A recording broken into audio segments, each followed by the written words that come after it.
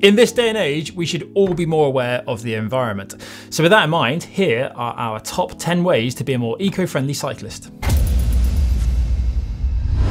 Reduce the amount of new bike bits that you buy. The first big thing you can do is pretty simply to stop buying as many new parts for your bike. Although it's constantly tempting to get yourself the latest bit of hot new tech, that's not necessarily the most environmentally friendly decision.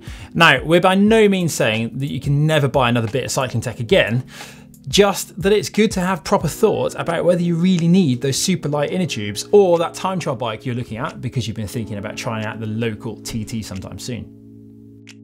Buy second-hand. For some of us though, breaking that habit of buying new things can be really difficult. So why not start buying second-hand?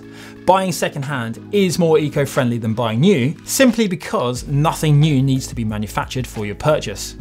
These days, buying second-hand is easier than ever. Of course, you've got eBay, Craigslist, and Gumtree, but Facebook Marketplace has become the go-to site for a lot of bargain hunting cyclists. You do need to be a little more careful when buying second-hand, but you can really find just about anything you want. Fewer big trips abroad, or if you are going to go, try and use some other forms of transport. Big cycling trips abroad are obviously great fun, and in themselves aren't necessarily that bad for the environment. The problem comes with getting where you're going. The aviation industry is coming under scrutiny for just how much pollution a single flight causes, so maybe it is possible to consider another means of travel. Electric rail, perhaps, or even a cycle tour from somewhere in your own area to somewhere new and then back again. Repair your punctured inner tubes and other broken parts. We do live in a disposable generation, but it doesn't have to be this way. Don't throw away old tubes or tyres frivolously. They can play a part in vital repairs going forwards.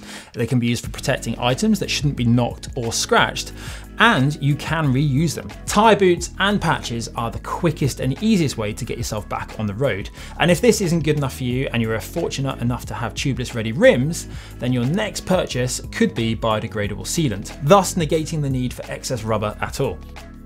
Don't use CO2 canisters. Unless there are rechargeable options out there and available to you, let's not fill little tubes of metal with compressed air, only to use them once and then discard them. Sure, you can treat them as any scrap metal and take them to the recycling, but how many tyres can you inflate with one mini pump? And how much longer does it actually take you?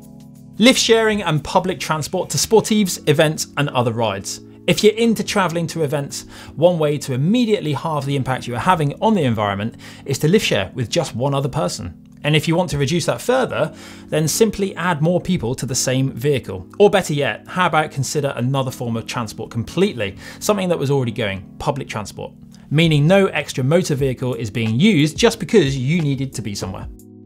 Choose your degreaser carefully. When washing your bike, it's easy to follow the marketing hype and choose the best degreasers you can find, but have you ever stopped to consider the ingredients and the impact they have on the environment as they drain away from your bike? No? Well, UK TV personality and ex-motorcycle racer Guy Martin has, and they've also considered the production and packaging to create a final product that is undetectable to the environment when diluted correctly, and that's pretty smart. Never ever throw wrappers on the road.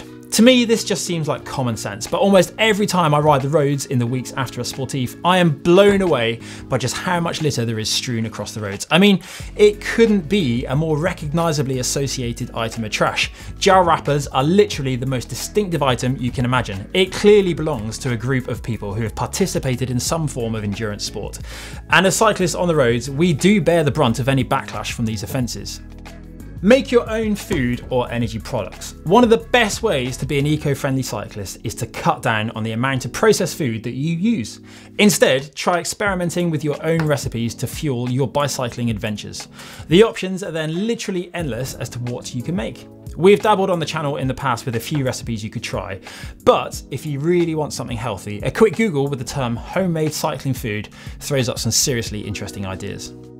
Commuting by bike more often. There are many reasons to commute by bike. It is scientifically proven to expose you to less pollution than any other means of transport, as you spend less time in the fumes. But it is also incredibly cost efficient compared to any other form of travel. You're probably watching this channel as a cycling fan, therefore it's also a great way to incorporate your hobby into your daily routine. Of course, you will need an accommodating employer and ideally a means to clean up and store equipment. But if you can arrange that, you're saving money, freeing the flow of traffic on the roads and easing pollution. If you enjoyed this video, please do give it a big thumbs up and subscribe to the channel if you haven't already done so. And if you have any tips yourself to be a more eco-friendly cyclist, do let us know in the comments below.